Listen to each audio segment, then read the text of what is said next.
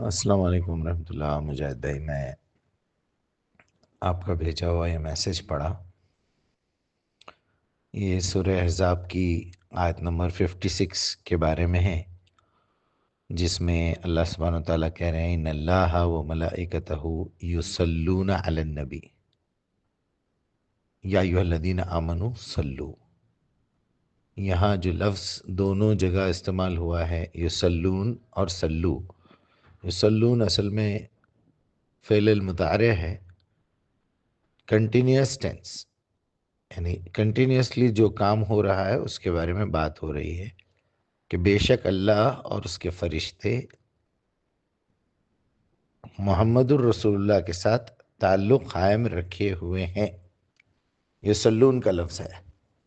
یا ایھا الذین آمنوا صلو، اور تم لوگ بھی ایمان والو ان کے ساتھ تعلق پیدا کرو۔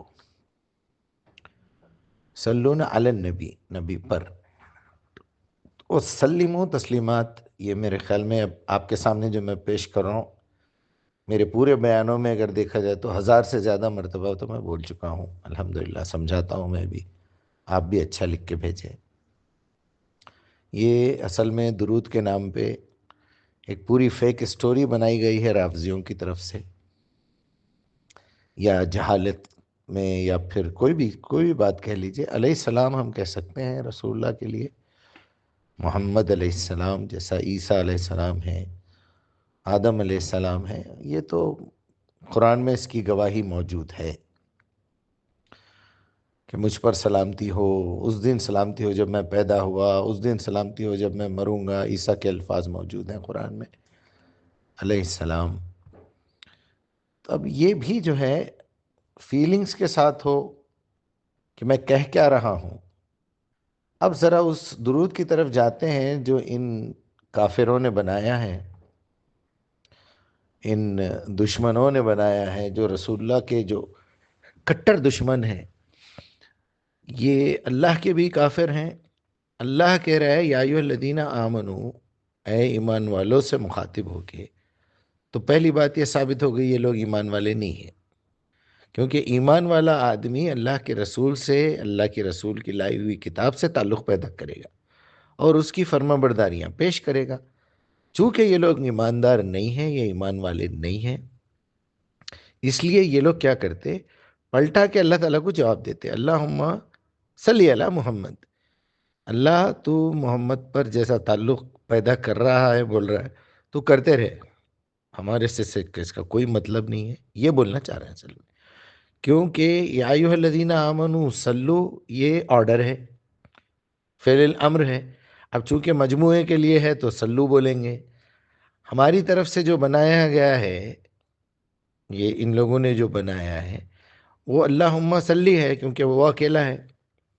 جس طرح یہی لفظ کو اللہ تعالیٰ نے 33 سورہ، یہی سورہ کی 43 نمبر کی آیت میں بتایا تھا، هو الذی یصلی علیکم۔ دیکھیے، وہ یصلی کا لفظ فعل المضارع اکیلے کے لیے استعمال کر رہا ہے، وہ یصلون علی النبی اپنے ساتھ فرشتوں کو بھی ملا رہا ہے، وہاں فرشتوں کو الگ کر کے بیان کیا، هو الذی یصلی علیکم وملائکتہ، اور اس کے فرشتے۔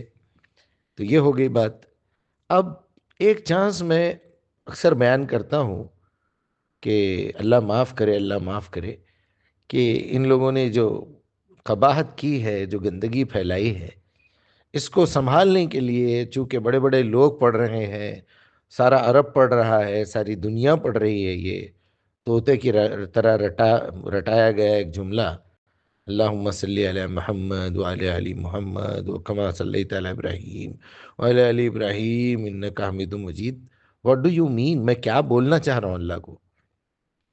محمد پر رحمت نازل فرما، ابراہیم پر نازل فرما، جیسا تو ابراہیم اور ابراہیم کی اولاد پر رحمت نازل فرمایا تھا۔ کس رحم کی بات کی جا رہی ہے؟ ایسا کیا غلطی کرے ان لوگ جس کے اوپر رحم نازل کرنا ہے؟ وہاں اس رکوع کو پورا پڑھ کے دیکھیے، وہاں بات ہو رہی ہے کہ دیکھو، تم نبی کے گھر میں آ کے اندر گھس کے بیٹھ جا رہے ہیں، نبی کی بیویوں سے کچھ بھی مانگ لے رہے ہیں، کھانے کا ٹائم تاکتے بیٹھے ہوئے ہیں، جب بھی کھانے کا ٹائم ہو رہا آ کے بیٹھ جا رہے ہیں، کوئی بھی لے کے آیا حصہ تو بیٹھ کے کھا جائیں گے، یا نبی کے پاس سے جو بھی ہے کھا جائیں گے۔ ان کا ٹائم خراب کریں گے. یہ وہ منافقین کی بات ہے. سورہ احزاب ہے, آخری صورتوں میں سے ہے, فل ٹینشن ہے. یہ پوری سچویشن ہے اس پورے رکوع کو پڑھنے کے بعد. تو بات بیچ میں آ جا رہی ہے اچانک. تم نبی کو باتوں میں لگا دے رہے ہیں, نبی تم کو بولنے کے لیے شرما رہے ہیں. اللہ تعالیٰ جو ہے کسی بات سے بولنے میں نہیں شرماتا. اب اللہ اور اس کے فرشتے نبی کے پاس تعلق بھیج رہے ہیں, اللہ پیدا کر رہے ہیں تاکہ کچھ وحی لا کے تمہارے کو پہنچائی جائے. یصلون علی النبی یا ایھا الذین آمنوا صلوا, خاموش بیٹھو اور دیکھو وحی آ رہی نازل ہو رہی ہے. وہ سلموا تسلیمات, اتنی سی بات ہے. وہ شروع کے دور میں جب مکے میں سلسلہ رک گیا وحی کا, تو میں اس کے اندر ایک امکان نکال کے ایک تعویل کھینچ کے لمبا کر کے بیان کرتا ہوں کہ ہو سکتا ہے لوگ آ کے کہیں ہوں گے کہ ہم کو کفار وغیرہ ستا رہے ہیں. مکہ کے جو مشرکین تھے اور جو سرداران قریش تھے, یہ تانے دے رہے ہیں کہ بھئی یہ 9-10 دن 11 دن یہ وحی کیوں رکی, کیا اللہ تمہارے نبی سے ناراض ہے؟ تو یا رسول اللہ ہم آپ کے لیے کوئی دعا کر سکتے کیا؟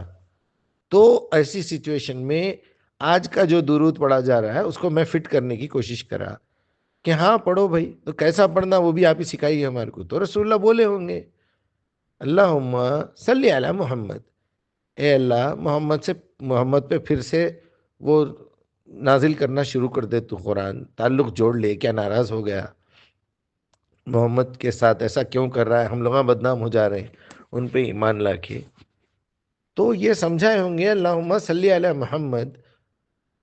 اب کبھی پھر سمجھائے ہوں گے کما صلیت علی ابراہیم, یا یہ ان لوگوں کا فیبریکیٹڈ درود ہے. اتنی عقل نہیں ہے مسلمانوں کو کون سی عربی پڑھے, کون سی بات سمجھتے. نہ یہ بات لینگویج کے حساب سے سیٹ ہو سکتی.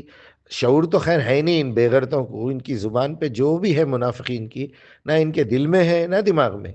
اگر اتفاق سے دل میں اور دماغ میں بھی رہا تو اس کا مطلب یہ بڑے مجرم ہیں.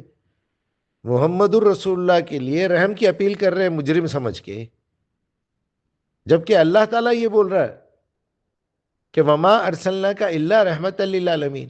تم لوگ مجرم ہے جس کے لیے میں محمد کو رحمت بنا کے بھیج رہا ہوں.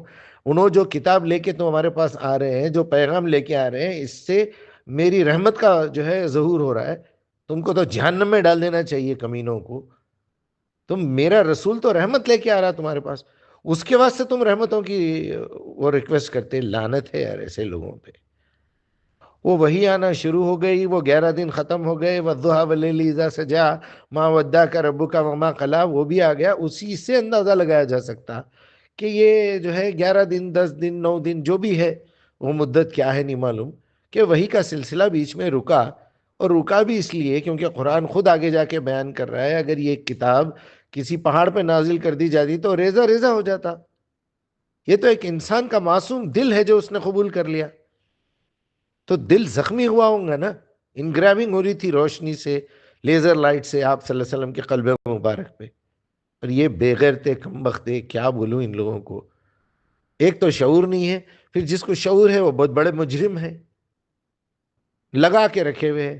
پھر اس کے اور آگے بڑھ کے میں سمجھایا جس طرح تمہارے بے غیرت مولوی یہ بولے ہوئے ہے, ایک مرتبہ تم رسول کے اوپر ایسا اٹھا کے پھینک دو درود, تم سمجھو یا نہ کو سمجھو, بے غیرت ہے تم تو, تم تھے جاہل.